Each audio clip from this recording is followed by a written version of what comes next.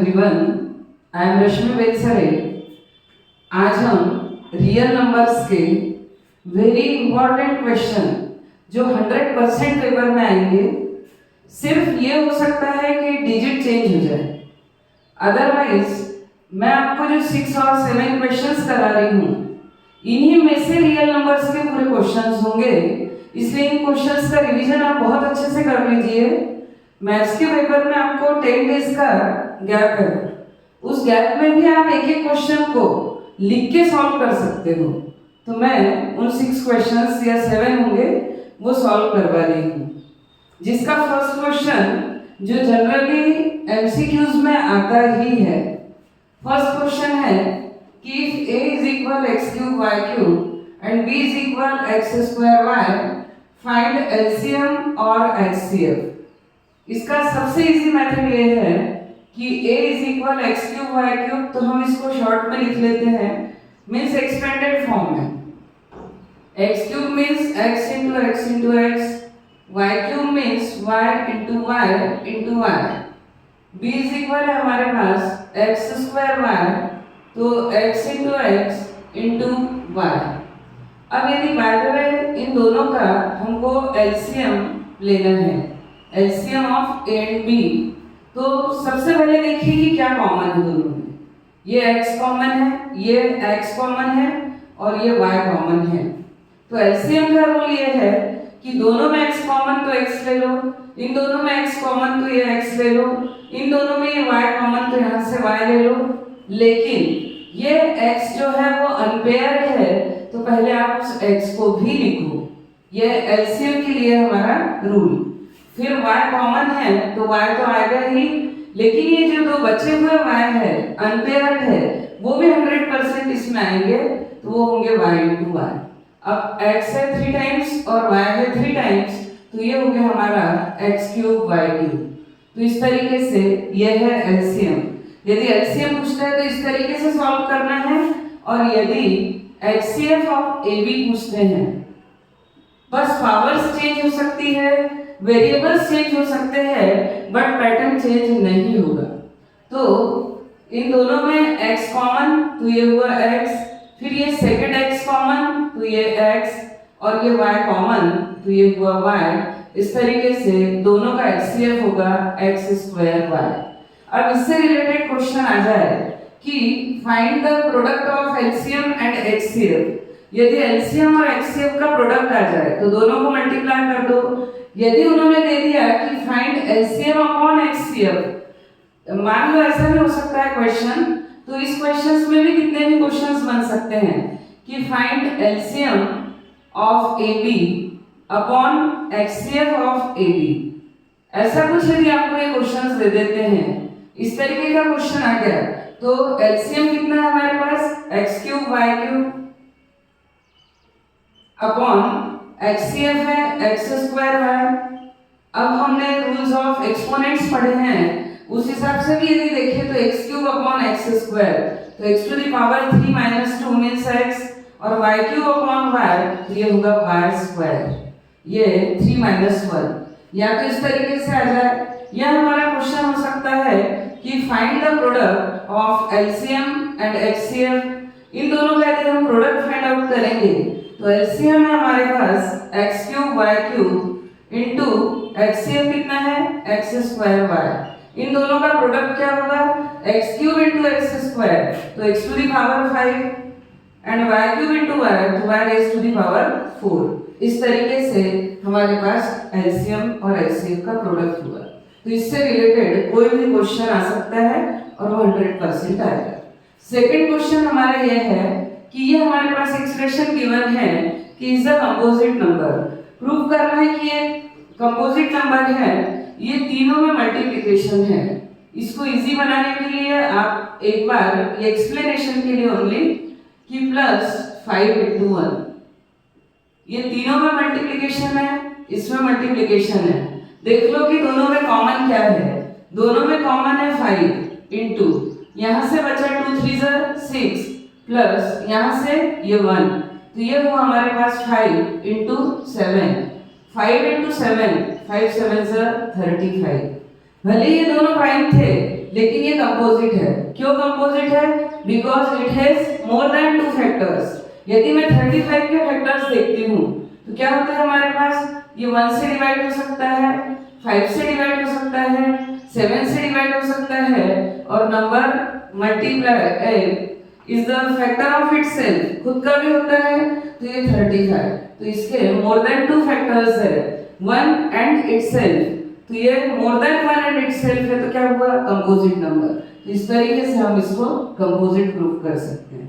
तो ये हमारे 2 क्वेश्चंस वेरी इंपॉर्टेंट। इस क्वेश्चन को यदि हम बहुत ही इजी वे में समझे तो हमारे पास कि भाई यदि 6 टू द पावर n है, ये हुआ इसके prime factors 2 into 3 whole to the power n, meaning हुआ कि 2 to the power n into 3 to the power n, ये इस फॉर्म में है। ठीक है, अब हमने अभी तक या लास्ट ईयर में हमने पढ़ा है कि if any number ends with 0, यदि कोई नंबर 0 से एंड होता है तो कब पॉसिबल है, या तो 2 into 5 करें तो 2 5 जा 10 होता है, यदि हम 4 into 25 करें तो हमारे पास 100 होता है, यदि हम 8 into 125 करें तो हमारे पास 1000 होता है, और यदि हम 16 into 625 करें तो हमारे पास 10,000 होता है। तब जाके हमारे पास वंस प्लेस पर 0 आते हैं। तो इसका मीनिंग क्या हुआ, ये है 2 to the power 1 into 5 to the power 1, ये 2 स्क्वायर, ये 5 स्क्वायर, ये 2 क्यूब, ये 2 5 क्यूब, ये 2 raised to the power 4 and 5 raised to the power 4। तो क्या रूल निकला हमारे पास कि भाई यदि नंबर जो है वो 2 to the power n into 5 to the power n form में है, where m और n जो है वो नेचुरल नंबर्स है, और नेचुरल नंबर्स का मीनिंग क्या होता है कि नॉन जीरो नंबर है। क्योंकि यदि हमने क्या लिया है, होल नंबर्स ले लिए, तो हमारे पास ये नॉन जीरो नहीं बचेगा क्योंकि उसमें 0 आता है, तो ये नेचुरल नंबर है। यदि ये नेचुरल नंबर है तभी हमारे पास कोई नंबर की वंस प्लेस पर 0 पॉसिबल है। और हम ये देख रहे हैं कि इसके जो फैक्टर्स है वो उसमें 2 तो है लेकिन 5 नहीं है, इसीलिए इसका एंड जो है वो 0 से नहीं हो सकता। लेकिन हमने फंडामेंटल थ्योरम जो पढ़ा है, फंडामेंटल थ्योरम ऑफ अरिथमेटिक, तो हमको पेपर में इस वर्ड को लिखना बहुत ज्यादा जरूरी है। यदि ये वर्ड आपने मेंशन नहीं किया तो आपको फुल मार्क्स नहीं आएंगे। तो इसीलिए हम लिखेंगे कि no 6 to the power n cannot end with 0 because factors of 6 to the power n, क्या हो रहा है कि जो 6 to the power n के फैक्टर्स है उनके पास क्या नहीं है, have no, या they are not in form of, they are not in the form of 2 to the power n into 5 to the power n। so किससे, by fundamental theorem, fundamental theorem of arithmetic. ये word लिखना आपको बहुत ज्यादा important है कि fundamental theorem of arithmetic, उससे हम क्या कह सकते हैं कि इसका एंड, तो 6 to the power n never and with 0, never ends with 0। ये हमारा इसका सॉल्यूशन होगा। और हमने जो फंडामेंटल थ्योरम ऑफ अरिथमेटिक पढ़ा था वो क्या था कि एवरी कंपोजिट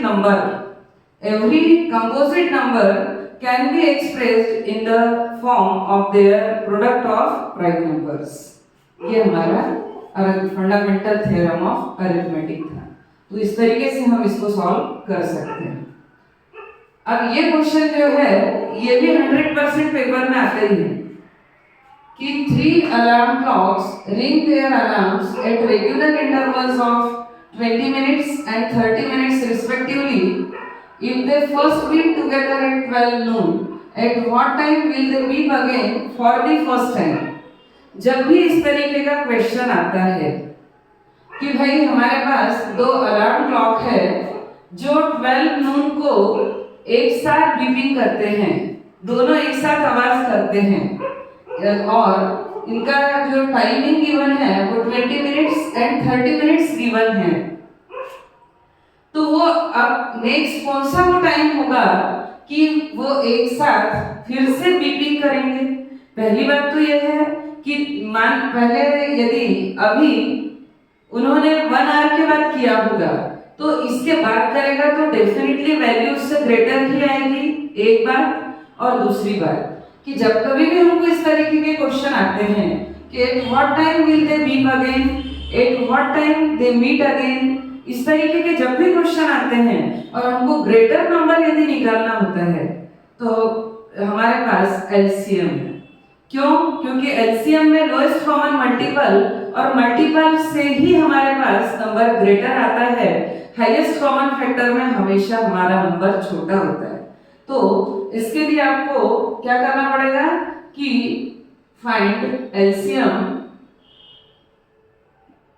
ऑफ 20 एंड 30 और होप करती हूँ कि 20 और 30 का एलसीएम तो आप निकाल ही सकते हो। अब मैं एक बात और बता दूं आपको कि एक बात तो ये है कि यदि नंबर से ग्रेटर हमको जाना है तो हमेशा एलसीएम फाइंड आउट करना होता है और स्मॉलर यदि लेना है तो वो एचसीएफ होता है। ये तो क्लियर ही है, बट कुछ वर्ड्स है कि जैसे मिनिमम है, शॉर्टेस्ट है,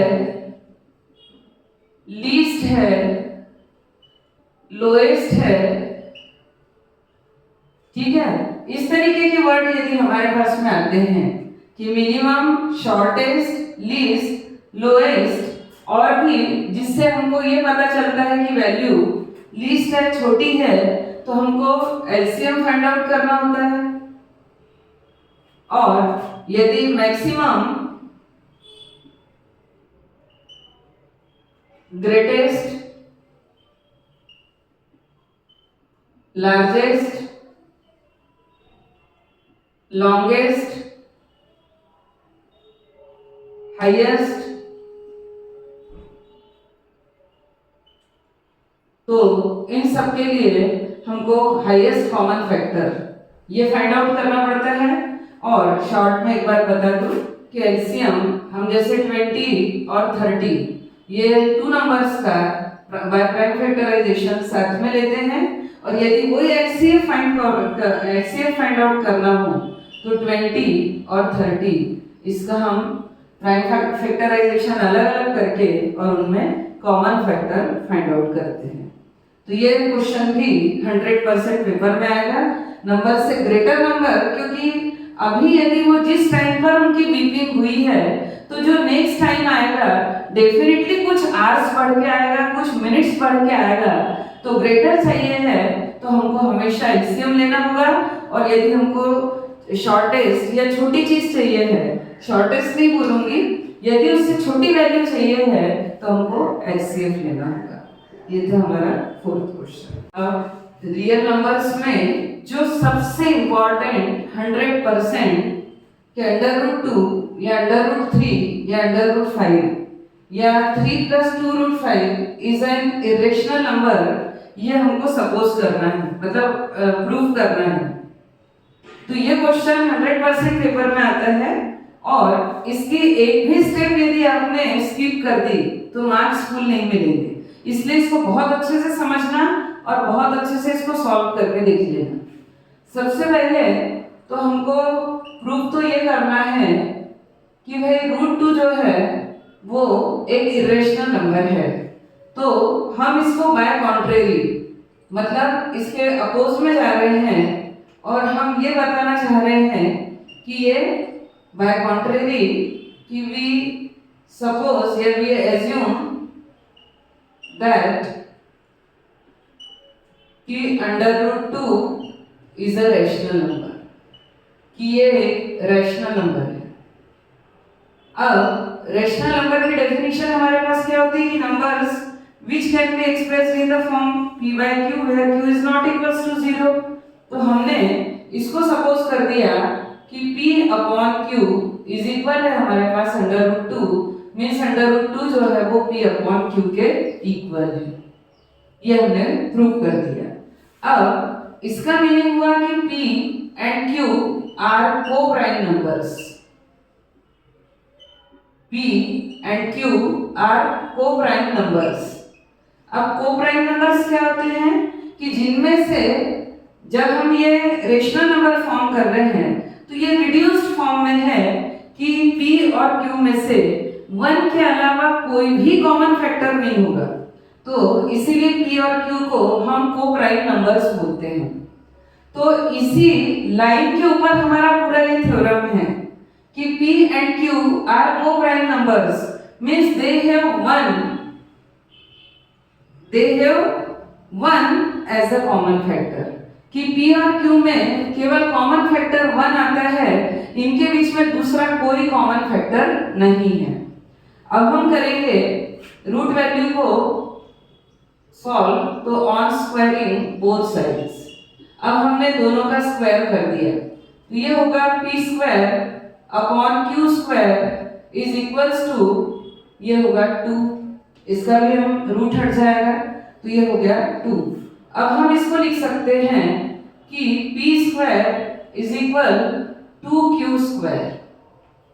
क्रॉस मल्टीप्लिकेशन से थोड़ी देर के लिए यदि मैं ये लिख दूं, सपोज ये हमारी इक्वेशन 1 है, और यदि मैं ये लिख दूं कि p square upon 2 is equal q square, इसका मीनिंग हुआ कि 2 जो है वो p स्क्वायर को डिवाइड करता है तब q स्क्वायर आता है। इसका मीनिंग क्या हुआ कि 2 divides the p square, 2 divides the p square, कि 2 जो है वो p स्क्वायर को डिवाइड कर रहा है। तो हमने एक थ्योरम पढ़ा है कि if any number divides the p square और या 2 divides the p square then it also divides the p।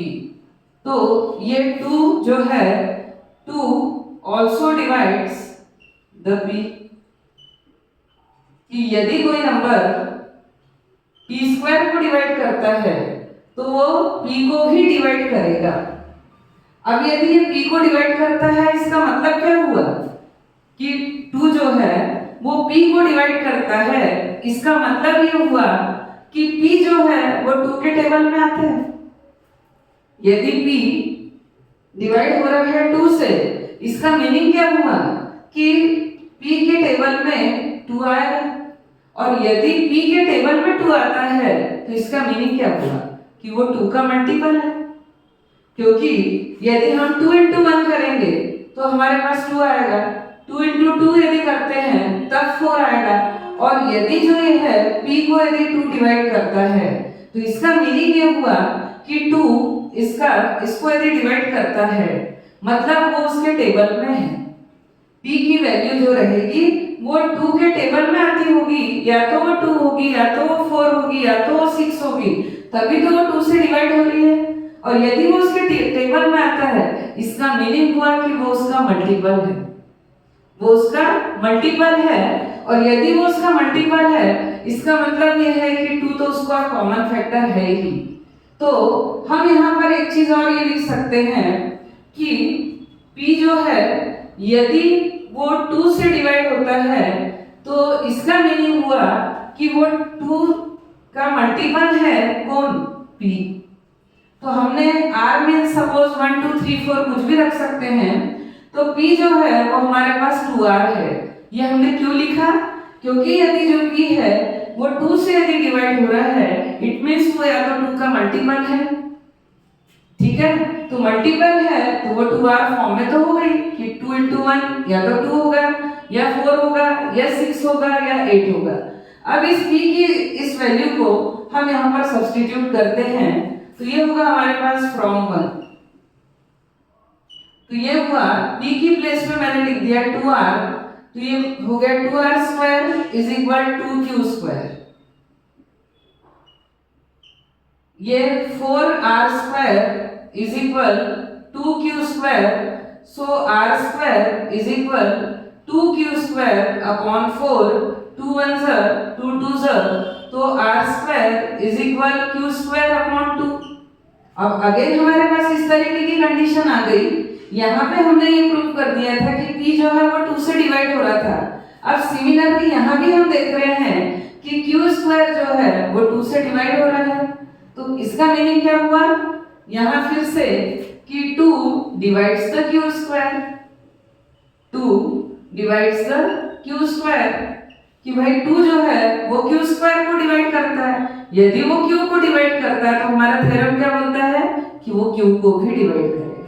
तो हम लिखेंगे कि 2 डिवाइड्स द q, 2 जो है वो q को भी डिवाइड करेगा। अब यदि 2 जो है वो p को भी डिवाइड करता है और q जो है 2 जो है वो q को भी डिवाइड करता है, मतलब 2 एक और ऐसा कॉमन फैक्टर है जो p में भी है और q में भी है। यदि 2 p को भी डिवाइड करता है और 2 q को भी डिवाइड करता है, तो हमने तो p और q को कोप्राइम सपोज किया था, मींस उन दोनों में कॉमन फैक्टर सिर्फ 1 था। लेकिन इन दोनों स्टेटमेंट से तो बात ये हो गई कि भाई p जो है वो 2 से डिवाइड हो रहा और q जो है वो भी 2 से यदि डिवाइड हो रहा, मींस 2 जो है वो p और q दोनों में कॉमन है। तो हम ये लिख सकते हैं कि 2 p and q have another factor क्या हो गया, ये हो गया 2, कि इसका एक अनदर फैक्टर हमारे पास क्या आ गया 2, जबकि हमने p और q को कोप्राइम सपोज किया था। तो 1 के अलावा यदि उसका एक और फैक्टर है तो इसका मतलब अब वो कोप्राइम नहीं है। तो ये इस बात को प्रूव करते हैं कि p and q are not coprime numbers. और यदि ये कोप्राइम नंबर्स नहीं है तो हमारा जो अजम्पशन था कि भाई √2 जो है वो रैशनल नंबर है, ये हमारा अजम्पशन रॉन्ग हो गया। सो आर सपोजिशन इज रॉन्ग। हमने जो सपोज किया था वो रॉन्ग है, क्योंकि हम तो उन दोनों को कोप्राइम्स बोल रहे थे और यहाँ प्रूव हो गया कि 2 जो है उनमें कॉमन फैक्टर है। तो आर सपोजिशन इज रॉन्ग कि p and q are not prime numbers.